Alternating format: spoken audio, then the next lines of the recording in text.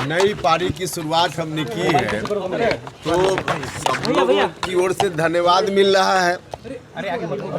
हम लोग एक साथ काम करने वाले लोग हैं, मेरे मित्र हैं संजय जी, तो उनको भी जानकारी हुई।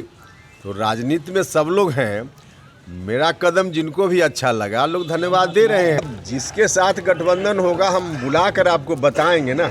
लेकिन संभावनाएं हैं, जल्दीबाजी क्या है? संभावनाएं तो सर तमाम है सर, शुरुआत हो गई। अब शुरुआत गठबंधन कोई आधा आज आधा कल आधा परसों ऐसे थोड़े होता है। आपने जिस तरह उसमें शुरुआत की कोई बात नहीं है। आपने जिस तरह एमएलसी का पक्ष छोड़ा, और संजय जायसवाल जी ने भी लंबा चौड़ा स्टेटमेंट दिया उस पे कि आपने एक बड़ा कदम उठाया है, क्योंकि राज्यपाल नॉमिनेटेड होने के बावजूद आपने पद से इस्तीफा दे दिया। मुख्यमंत्री जी के आचार व्यवहार पर, उनकी बोलचाल की भाषा पर, जब उनका चेहरा हम लोग मीडिया में देखते हैं तब मुझको दया आती है। क्या थे नीतीश कुमार जी और क्या उनको उनके लोगों ने ही बना दिया पहले ही। तो पहले कब कहाँ अलाइनमेंट करना चाहिए, यह तो बड़े भाई से उपेंद्र कुशवाहा ने भी कुछ सीखा है ना। हम तो उन्हीं से सीखे हुए हैं राजनीति में बहुत सारी चीज़, अपने बड़े भाई आदरणीय नीतीश कुमार जी से। ललन सिंह बार बार कह रहे हैं कि कहीं कोई नहीं है, कहीं कोई विलय होने वाला नहीं है, 2025 में कोई स्थानांतरण नहीं होगा पावर का। अब बिहार की जनता को इतना लोग मूर्ख न समझें। बिहार की जनता थोड़ी अशिक्षित हो सकती है, लेकिन इतना मूर्ख नहीं है जितना ये लोग समझते हैं। नीतीश कुमार जी ने एक बार नहीं अनेक बार घर में, कमरा के अंदर नहीं, पब्लिक डोमेन में, महागठबंधन विधानमंडल दल की मीटिंग में सार्वजनिक रूप से कहा कि अगला अब तेजस्वी। नीतीश कुमार जी जो चाहेंगे वह होगा जेडीयू में, या ललन सिंह जी के कहने से होगा। और तय कर लें दोनों लोग कि नीतीश कुमार बड़ा नेता कि ललन सिंह जी बड़ा नेता। बनाई है, नई पारी की शुरुआत हमने की है, तो सब लोगों की ओर से धन्यवाद मिल रहा है। हम लोग एक साथ काम करने वाले लोग हैं, मेरे मित्र हैं संजय जी, तो उनको भी जानकारी हुई। तो राजनीति में सब लोग हैं, मेरा कदम जिनको भी अच्छा लगा लोग धन्यवाद दे रहे हैं। तो इसी क्रम में आए और मुझको उन्होंने धन्यवाद दिया, और हमारे यहाँ आए, घर पर आकर धन्यवाद दिया, तो हमने भी उनके प्रति आभार प्रकट की है। तो बस इसी रूप में मुलाकात थी। आगे आपसी सहयोग रहेगा दोनों का। बाकी और कोई बात करनी हो तो जाइए उनसे बात कर लीजिए ना। संजय जी से बात करेंगे 2024 से पहले।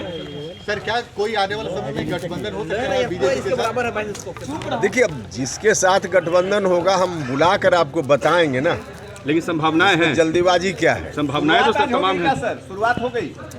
अब शुरुआत गठबंधन कोई आधा आज आधा कल आधा परसों ऐसे थोड़े होता है। आपने जिस तरह उसमें शुरुआत की कोई बात नहीं है। आपने जिस तरह एमएलसी का पक्ष छोड़ा, और संजय जायसवाल जी ने भी लंबा चौड़ा स्टेटमेंट दिया उस पे कि आपने एक बड़ा कदम उठाया है, क्योंकि राज्यपाल नॉमिनेटेड होने के बावजूद आपने पद से इस्तीफा दे दिया। हाँ, निश्चित रूप से।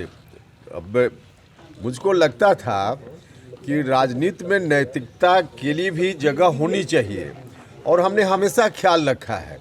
तो उसी रूप में मुझको इस बार भी लगा कि भले बहुत आवश्यक नहीं है एमएलसी पद छोड़ना, लेकिन नैतिकता कहती है कि हम इस पद को त्याग दें। जैसे ही हमने पार्टी छोड़ी तो उस रूप में हमने चीज़ों को लिया है, और उसके आधार पे इस्तीफा देने की बात हमने की। आज 2.5 घंटे तक मुख्यमंत्री को इंतजार करना पड़ा। किसान समागम हो रहा है, मुख्यमंत्री बैठे रहे तेजस्वी यादव, और दूरियां वहां दिखने लगी हैं जो आपने कदम उठाया उसके बाद। देखिए, मुख्यमंत्री जी के आचार व्यवहार पर, उनकी बोलचाल की भाषा पर, जब उनका चेहरा हम लोग मीडिया में देखते हैं तब मुझको दया आती है। क्या थे नीतीश कुमार जी और क्या उनको उनके लोगों ने ही बना दिया। अब 2 घंटा 1.5 घंटा तक इंतजार करना पड़े बिहार के मुख्यमंत्री को अपनी मंत्रिपरिषद के किसी व्यक्ति के लिए, तो इससे बड़ा दुर्भाग्य कुछ हो ही नहीं सकता है। लेकिन है, अब जो है वह हम लोग देख रहे हैं। आज से माने कि आप एनडीए के फोल्डर में चले गए हैं? भैया, अभी कहाँ से क्या आप लोग मान लीजिएगा। अभी जो चीज तय होगी उसके संदर्भ में फिर हम आपको बताएंगे। अभी क्या जल्दीबाजी है? आपको सर नहीं लगता है, सर आपको नहीं लगता है आपके ऊपर जो आरोप लगता था, जेडीयू के नेता आरोप लग रहा था कि आप बीजेपी के संपर्क में है, जेडीयू के नेता आरोप लग रहा था कि आप बीजेपी के संपर्क में है, तो आज संजय जायसवाल की मुलाकात से वो उस पर कुछ होगा? नहीं, देखिए, हम क्या लोग आरोप लगाते थे, नहीं आरोप लगाते थे, उनकी बातों का जवाब देना बहुत आवश्यक नहीं है। लेकिन थोड़ी देर के लिए हम मान भी लें कि लोग मुझको कह रहे थे कि बीजेपी के साथ इनका अलाइनमेंट हो गया है पहले ही, तो पहले कब कहाँ अलाइनमेंट करना चाहिए, यह तो बड़े भाई से उपेंद्र कुशवाहा ने भी कुछ सीखा है ना।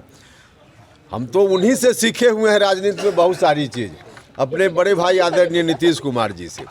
और जो लोग भी मेरे ऊपर जेडीयू के लोग ऐसी बात कहते थे, उनको देखना चाहिए था कि उस दिन आखिर किस तरह से अलाइनमेंट था कि शाम में 6 बजे अपने विधायक दल की मीटिंग, 7 बजे जाकर इस्तीफा मुख्यमंत्री जी का गवर्नर साहब के यहाँ, 8 बजे आकर और पार्टी के साथ विधायक दल की मीटिंग में शामिल होना, फिर से जाकर 9 बजे रात में गवर्नर के यहाँ दावा करना कि हमको शपथ दिलाइए, और कल 2 बजे दिन का भी इंतजार नहीं, 10 बजे दिन में गवर्नर साहब अब शपथ दिला रहे हैं।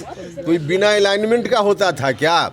तो बड़ा भाई जो कर रहे थे उससे उपेंद्र कुशवाहा ने कुछ सीख लिया, तो इसमें बुराई क्या है? मगर ललन सिंह बार बार कह रहे हैं कि कहीं कोई नहीं है, कहीं कोई विलय होने वाला नहीं है, 2025 में कोई स्थानांतरण नहीं होगा पावर का। अब बिहार की जनता को इतना लोग मूर्ख न समझें। बिहार की जनता थोड़ी अशिक्षित हो सकती है, लेकिन इतना मूर्ख नहीं है जितना ये लोग समझते हैं। नीतीश कुमार जी ने एक बार नहीं अनेक बार घर में, कमरा के अंदर नहीं, पब्लिक डोमेन में, महागठबंधन विधानमंडल दल की मीटिंग में सार्वजनिक रूप से कहा कि अगला अब तेजस्वी।